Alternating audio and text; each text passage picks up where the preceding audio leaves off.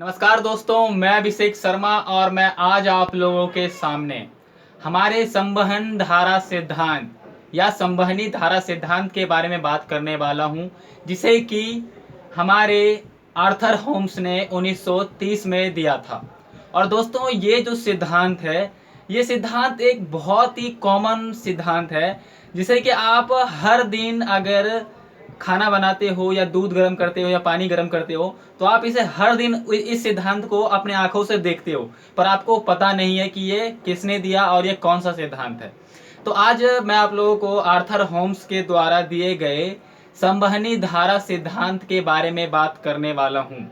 तो जब हम दोस्तों बात करते हैं कि आर्थर होम्स ने ये सिद्धांत दिया कैसे, तो मैं आपको बता दूं दोस्तों कि हमें इतना तो पता है कि जो हमारी पृथ्वी है, इसकी संरचना जो है, आंतरिक संरचना 3 भागों में है: केंद्र, मेटल और परपटी। केंद्र यानी कि कोर, मेटल और हमारी परपटी यानी कि क्रस्ट। तो 3 भागों में है। तो दोस्तों देखो, आपको मैं ये जो है ये सिद्धांत है, ये मैं आपको एक डायग्राम के द्वारा बहुत ही आसानी से समझाऊंगा। और पहले तो मैं आपको बताता हूँ कि आपको एक, पहले तो आप देखो, अगर आप कहीं दूध गर्म करते हो या पानी गर्म करते हो गैस चूल्हे पे, तो आप मतलब यहाँ देखो आप इस डायग्राम को। जब आप गैस पर पानी गर्म कर रहे हो, मान लो एक कटोरे में, तो आप देखते होगे कि जो जैसे कि सबसे नीचे वाले तल में, यानी कि सबसे नीचे वाले तल में पानी की छोटी छोटी सी बूंदे आपको दिखाई देती होगी।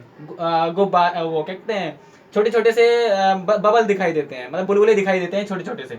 फिर वही बबल्स, जब पानी जब धीरे धीरे और गर्म होता है, तो क्या होता है, वो धीरे धीरे बड़ा बड़ा होते जाता है। मतलब कि पहले तो नीचे छोटा था, फिर धीरे धीरे जब वो हमें ऊपर दिखाई देता है, तो ऊपर बहुत बड़ा आके फूटता है। आप देखते होगे, तो वही होता है। मतलब कि पहले तो नीचे सबसे छोटा, यानी कि एक कोशिका की तरह हुआ। मतलब आर्थर होम्स ने क्या कहा था कि हमारी जो संवहनी धारा सिद्धांत है, वो केंद्र के भाग में एक छोटी सी बिल्कुल डॉट की तरह उत्पन्न होती है, कोशिका के समान उत्पन्न होती है। पर वो जब हमारे क्रस्ट के ऊपर जाती है तो बहुत बड़ा हो जाता है।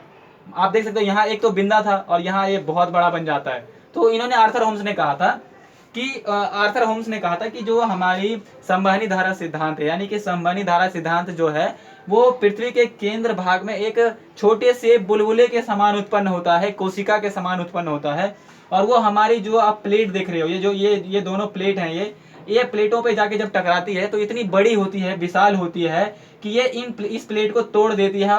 और यहाँ पर क्या होता है कि ज्वालामुखी का उद्गार होता है, तो यहाँ पर कटक का निर्माण होता है। आप अगले वाले लेक्चर में देखोगे हमारे सागर नितल प्रसरण सिद्धांत में, जो कि हमारे हैरी हैंस ने दिया था। आप उस लेक्चर में इस सिद्धांत को थोड़ा और अच्छी तरह से देखना। तो दोस्तों, मैं आपको यही कह रहा था कि जब आप पानी गर्म करते हो कटोरे में, तो देखते होगे कि सबसे नीचे वाले तल में छोटे छोटे से बुलबुले होते हैं, और वही ऊपर वाले तल पर बिल्कुल ही फिर आगे बड़ा होके फूटता है।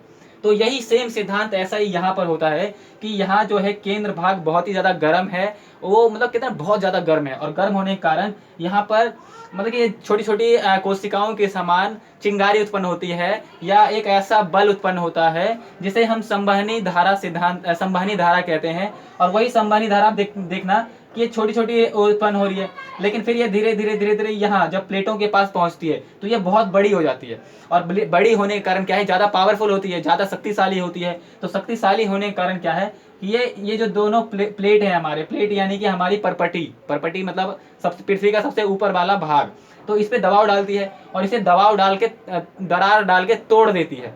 और इसी से जब मैग्मा यानी कि ज्वालामुखी के जो लावा निकलते हैं, तो आप देखना कि कटक का निर्माण होता है। हमारे जो अटलांटिक महासागर में बीच में मध्य अटलांटिक महासागर में देखोगे, तो वहाँ पर आपको कटक दिखेंगे।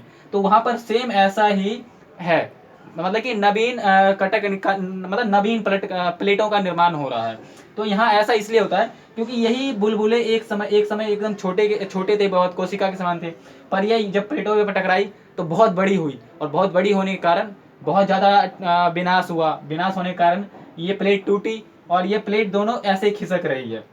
तो आप देख सकते हो यहाँ पर दोस्तों, सेम ऐसा ही होता है। और आर्थर होम्स ने जो ये सिद्धांत दिया था हमारे संवहनी धारा सिद्धांत को, तो ये बिल्कुल ये एक आसान कॉन्सेप्ट है।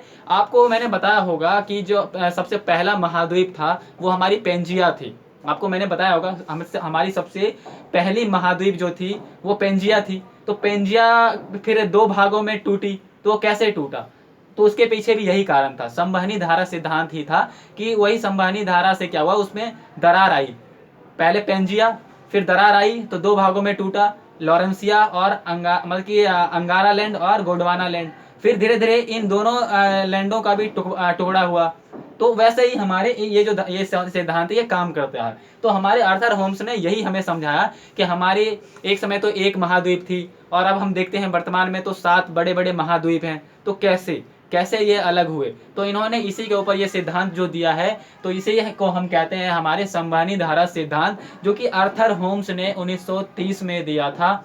और इसके बाद वाले लेक्चर की जब हम बात करते हैं तो वो है हमारा सागर नितल प्रसरण सिद्धांत, जो कि हमारे हैरी हैंस ने 1961 और 62 में दिया है। अगर आप इन दोनों ही लेक्चर को एक साथ और अच्छी तरह से देखते हो तो आपको ये दोनों ही सिद्धांत, यानी कि जो हमारे प्लेट हैं, जो 7 बड़े महाद्वीप हैं, ये कैसे टूटे, कैसे अलग हुए, ये आपको बहुत ही आसानी से समझ में आ जाएगा। और मैंने आपको बताया भी होगा हमारी पेंजिया वाले लेक्चर में कि आप अगर एक भगोने में दूध को गर्म करते हो तो आप दूध को आधे घंटे बाद देखना उस पर एक छाली की पतली सी परत जम जाती है, और आप जब भगोने को हिलाते हो तो वो छाली की जो पतली परत है वो बहुत से टुकड़ों में टूट जाती है। तो सेम वैसा ही होता है। क्यों?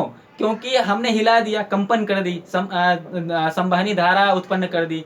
तो वही होता है यहाँ पर कि यहाँ पर संवहनी धारा नीचे से उत्पन्न होती है, पृथ्वी के केंद्र भाग से उत्पन्न हो रही है, और ये जब ऊपर भाग पे पहुंचती है तो ये तोड़ देती है। मतलब कि अगर मैं आपको आसानी से समझाऊं तो मान लो ये हमारी प्लेट है और ये एक प्लेट है, लेकिन जब नीचे से जब संवहनी धारा जब आती है तो ये प्लेट को 2 भागों में तोड़ देती है, और इन दोनों प्लेटों को मतलब कि 2 भागों में तोड़ देती है, और ये दोनों प्लेट क्या है, इधर की ओर गमन करते हैं, मतलब कि अपने एक दूसरे के विपरीत दिशा की ओर बढ़ती हैं, और यहीं पर कटक का निर्माण होता है। तो दोस्तों यही था एकदम बहुत ही आसान कॉन्सेप्ट हमारे संवहनी धारा सिद्धांत जो कि आर्थर होम्स ने दिया था। तो धन्यवाद।